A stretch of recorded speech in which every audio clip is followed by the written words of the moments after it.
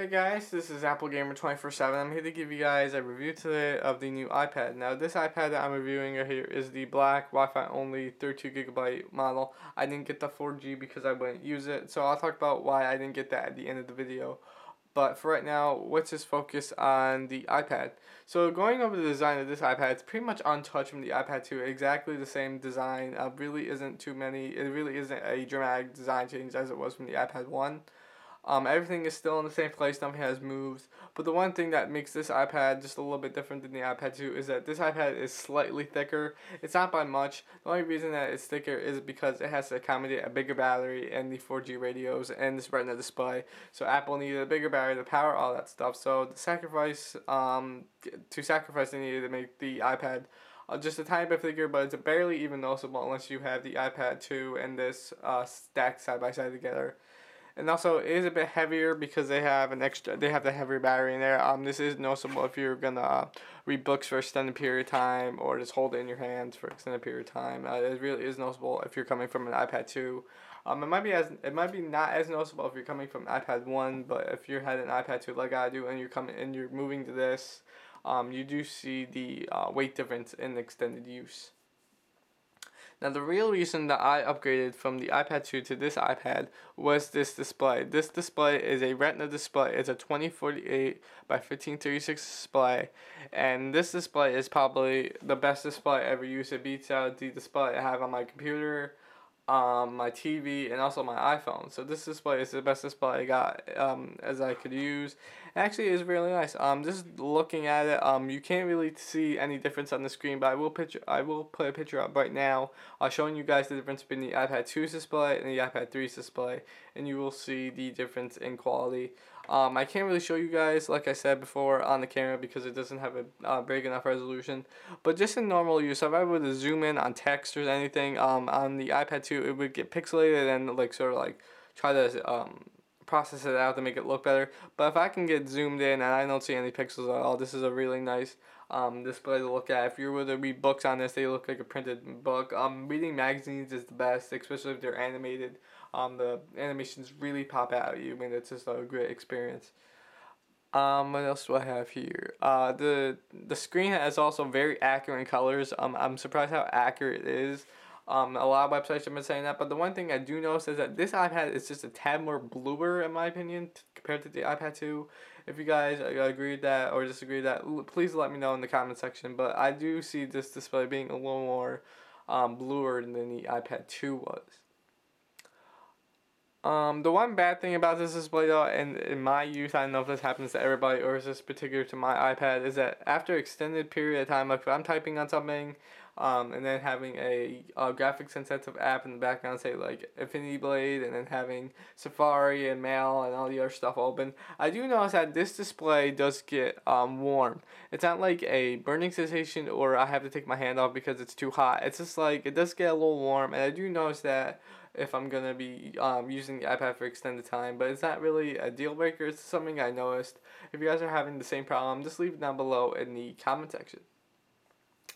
So Apple also updated its graphics and CPU chip for this iPad. This iPad has a dual-core A5X chip, which is a slight upgrade from the A5 chip. This still has a dual-core processor, but the graphics really got improved to have a quad-core graphics. So if you're playing graphics-intensive games like Infinity Blade or Re-Racing HD2, you will see the difference. If you're playing like small games like Angry Birds and other things, you might notice the difference, but it's really those graphics-intensive games where you see the power being used in this iPad, and they do look great on the Retina display and stuff like that.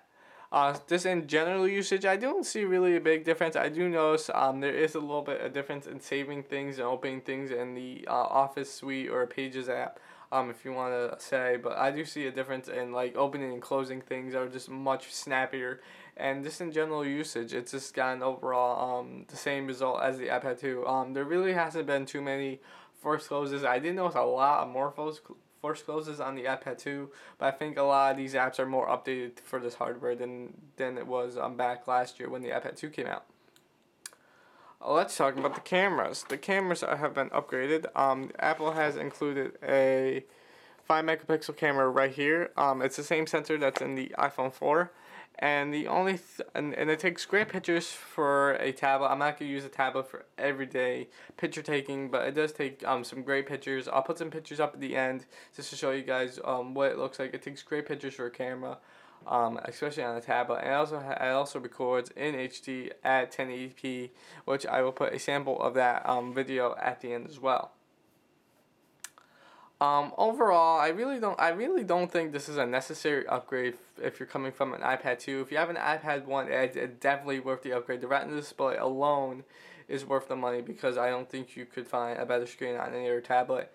Also, if you're into 4G LTE, this is the only Apple device that is capable of doing 4G LTE. So if you're an Apple user, iOS user, and you want to get into 4G LTE, but don't want to wait any longer if you have an iPhone and you just want to get on some 4G, definitely pick this up as well. The only reason I didn't pick up the 4G LTE is because I won't use it. I just don't have a use for it, just like other people will. So I just chose the Wi-Fi only one. If I need to use internet anywhere else, I can just tether with my iPhone 4S, and the 3G speeds on Verizon are good enough for me.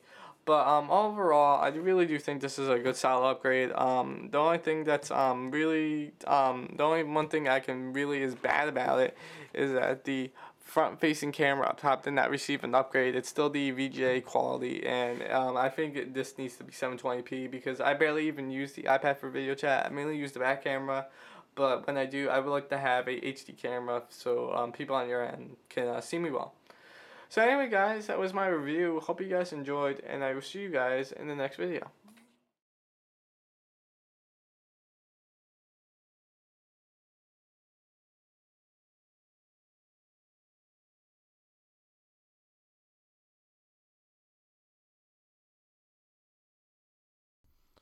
Alright guys, I'm just going to do a voiceover for this part of the video. I really didn't record any audio here, but this is just the video test using the new iPad back 5 megapixel camera. As you can see, the quality is quite good. The one thing I do notice that's bad about this camera is that it can't autofocus that well. I don't know if this is on mine. I know a few other people's have been saying it's been happening to theirs, but this happens on mine. Right here I'm demonstrating the tap to focus feature that's found on iOS. I'm just tapping on the Xbox controller to bring in the focus, as you can see right here. And then I move on to the blue snowball microphone and start tapping the focus on this. And I think this one came out the best out of all of them. It's kind of focusing quite good, and I also did that depth of field effect in the background. And then right here, I'm trying to demonstrate the autofocus, but as you can see, it didn't sort of focus in. It didn't focus on my screen. That was I had to tap the focus, and then it sort of autofocused in on my screen. So I hope you guys like my review, and I will see you guys in the next video.